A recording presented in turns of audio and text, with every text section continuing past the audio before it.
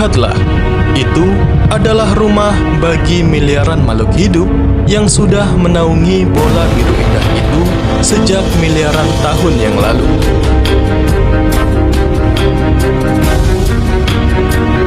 Bumi, satu-satunya planet dengan bentuk kehidupan yang sejauh ini diketahui oleh umat manusia.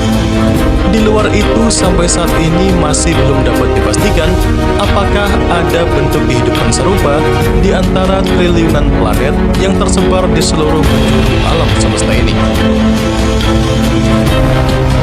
Sampai saat ini, manusia hanya bisa mengamati keindahan alam semesta di atas ketidaktahuan yang menjadi misteri besar untuk dapat dipelajari sampai generasi manusia seterusnya.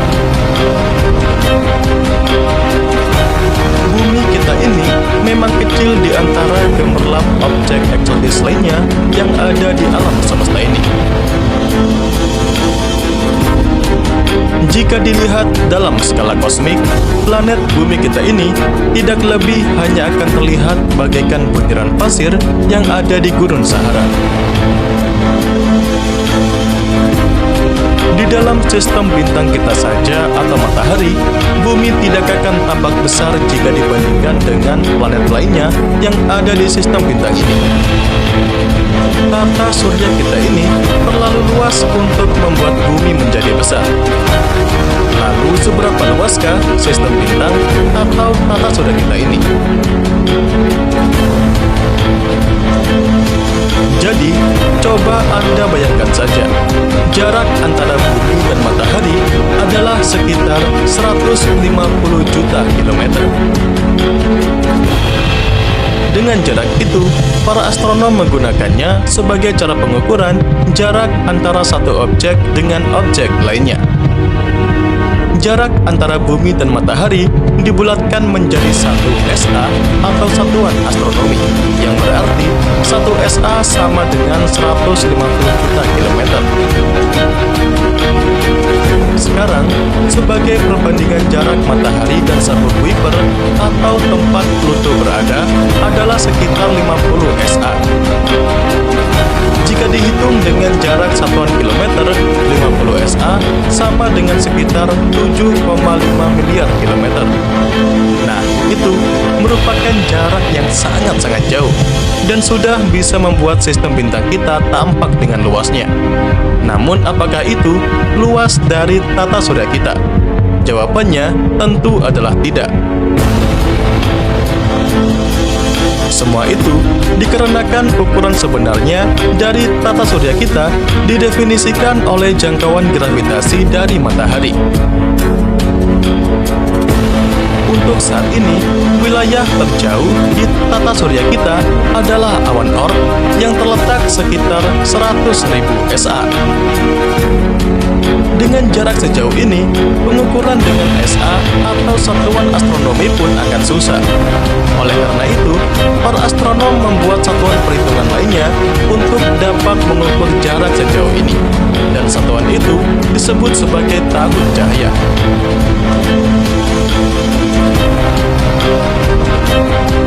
Satu tahun cahaya sendiri sama dengan 9,4 triliun kilometer. Dan untuk 100.000 SA atau satuan astronomi sama dengan 1,87 tahun cahaya.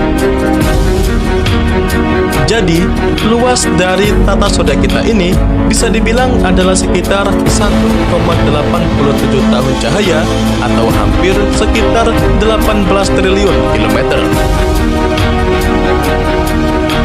Apapun objek yang masih terikat dengan jarak sejauh itu berarti masih merupakan anggota dari sistem bintang kita. Dan tentunya itu merupakan jarak yang sangat-sangat jauh.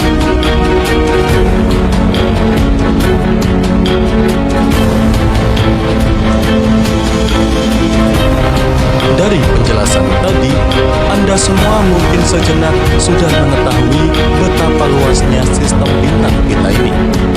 Di antara luasnya sistem bintang ini, ada wahana antariksa bernama Voyager yang saat ini tengah berkelana di dalamnya.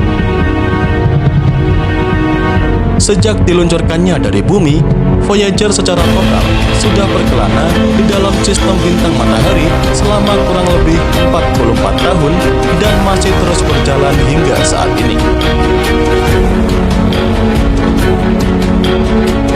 Dengan durasi misi itu, Voyager bahkan masih belum melintasi batas dari sistem bintang matahari. Masih dibutuhkan hingga ribuan tahun ke depan agar wahana Voyager akhirnya benar-benar bisa lepas dari sistem bintang matahari kita. Sekarang, mari kita lihat lebih jauh lagi. Wilayah sistem bintang matahari yang sudah kita anggap sangat luas tadi akan terlihat sebatas gemerlap cahaya dibandingkan gemerlap cahaya dari sistem bintang lainnya. Wilayah ini disebut sebagai Local Interstellar Cloud atau kumpulan dari grup sistem bintang terdekat dari matahari. Bumi dan seluruh wilayah sistem bintang matahari yang kita anggap luas tadi sekarang hanya terwakilkan dengan titik cahaya saja.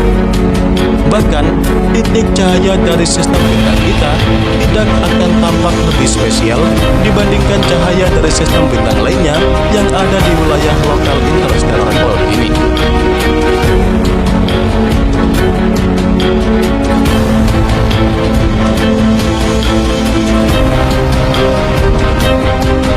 Selanjutnya, mari kita semua pergi lebih jauh lagi, sampai melihat keseluruhan dari sistem galaksi Bima Sakti atau Milky Way. Inilah sistem galaksi kita yang terbentuk dari ratusan miliar bintang dan triliunan planet yang tersebar di seluruh penjuru galaksi. Dari sini, sudah tidak mungkin untuk menanyakan di manakah keberadaan bumi atau sistem bintang matahari. Semua sistem bintang termasuk matahari hanya diwakilkan sebagai titik cahaya saja yang membentuk galaksi Bima Sakti. Menurut penelitian, luas dari wilayah keseluruhan galaksi ini adalah sekitar 100.000 tahun cahaya. Jadi bisa Anda bayangkan sendiri betapa luasnya galaksi kita itu.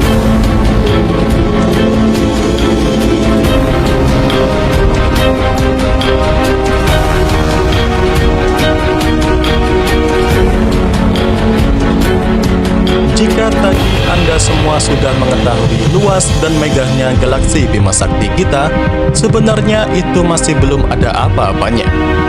Galaksi Bima Sakti kita ini ternyata hanyalah satu di antara galaksi lainnya yang tergabung di dalam lokal grup galaksi yang berisikan sekitar 54 galaksi berbeda.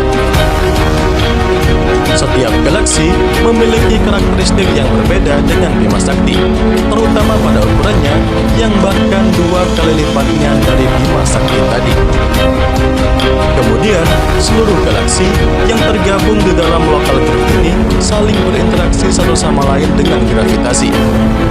Itulah mengapa di masa depan nanti diperkirakan galaksi Bima Sakti dan Andromeda akan bertabrakan dan membentuk galaksi super elips yang memiliki ukuran jauh lebih besar lagi.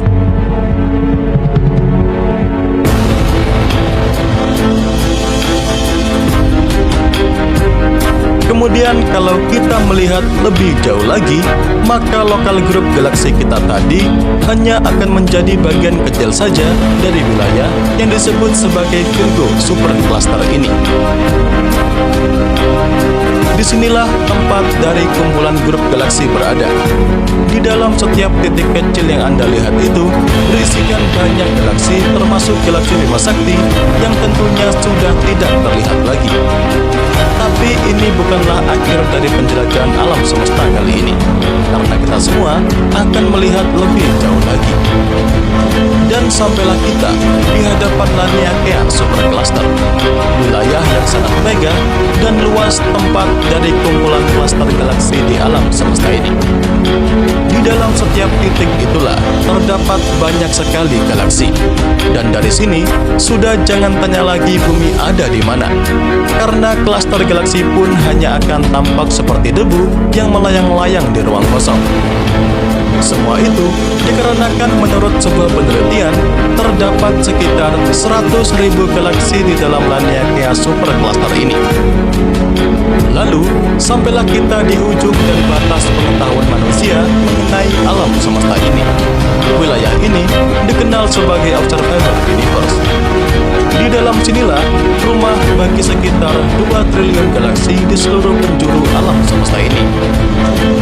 Inilah wilayah yang menaungi semua penjelasan dari awal tadi. Dan menurut sebuah penelitian, luas diameter alam semesta yang sudah teramati adalah sekitar 93 miliar tahun cahaya. Dan itulah batas yang dapat diketahui oleh umat manusia saat ini.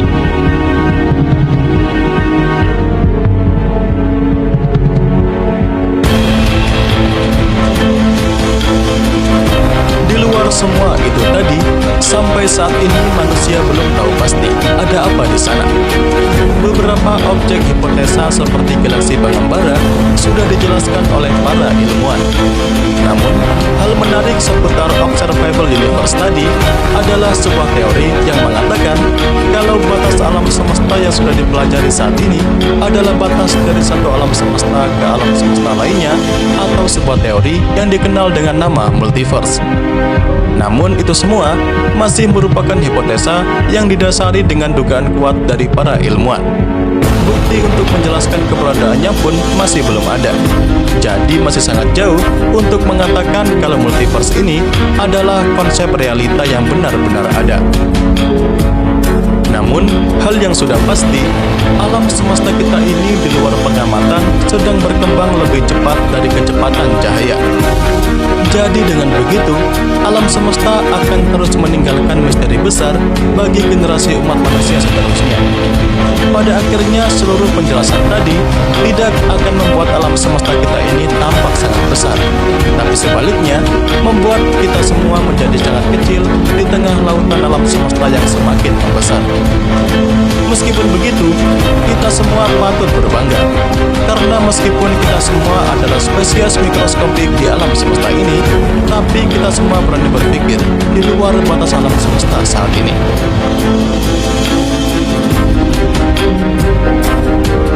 Dan ya, itu saja yang dapat saya sampaikan pada kesempatan kali ini.